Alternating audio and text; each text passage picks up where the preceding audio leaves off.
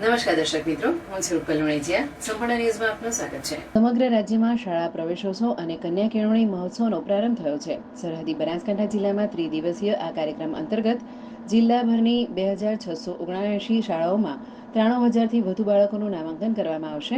બનાસકાંઠા જિલ્લામાં શાળા પ્રવેશોત્સવના પ્રથમ દિવસે જિલ્લાની 665 પ્રાથમિક અને 116 માધ્યમિક શાળાઓ મળીને કુલ 781 શાળાઓમાં પ્રવેશોત્સવની ઉજવણી કરવામાં આવી હતી.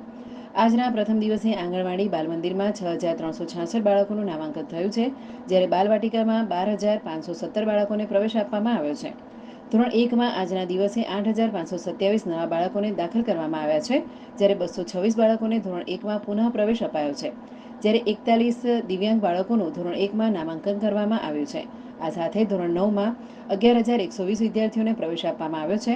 ધોરણ 10થી 11માં 6,024 વિદ્યાર્થીઓને પ્રવેશ આપવામાં આવ્યો છે, જ્યારે જિલ્લાની 9 શાળાઓમાં બાળકો માટે ટ્રાન્સપોર્ટેશનની શરૂઆત કરવામાં આવી છે, જ્યારે 1,091 કન્યાઓને વિદ્યાલક્ષ્મી બોન્ડ ચૂકવવામાં આવ્યા છે.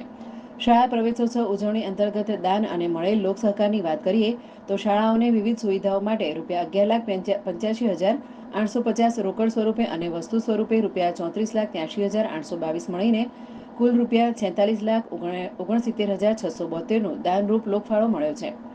શાળા પ્રવેશોત્સવ ગુજરાતની આગવી પહેલ છે. શાળા પ્રવેશોત્સવથી શિક્ષણ ક્ષેત્રે ઘણા વધારા થયા છે. શાળા પ્રવેશોત્સવ મહોત્સવમાં અધિકારીઓથી માંડી મુખ્યમંત્રી સુધીના મહાનુભાવો બાળકોને શાળા પ્રવેશ કરાવી રહ્યા છે, જે બાળકોની ઉજ્જવળ કારકિર્દી માટે એક પ્રેરણાદાયી પગથિયું સાબિત થયું છે. સરકારની આ પહેલને કારણે બનાસકાંઠા જેવા જિલ્લામાં ડ્રોપઆઉટ રેશિયો ઘટ્યો છે. સ્કૂલ મેનેજમેન્ટ કમિટીની પહેલથી બાળકોના સ્થાનિક પ્રશ્નોનું યોગ્ય નિરાકરણ આવ્યું છે.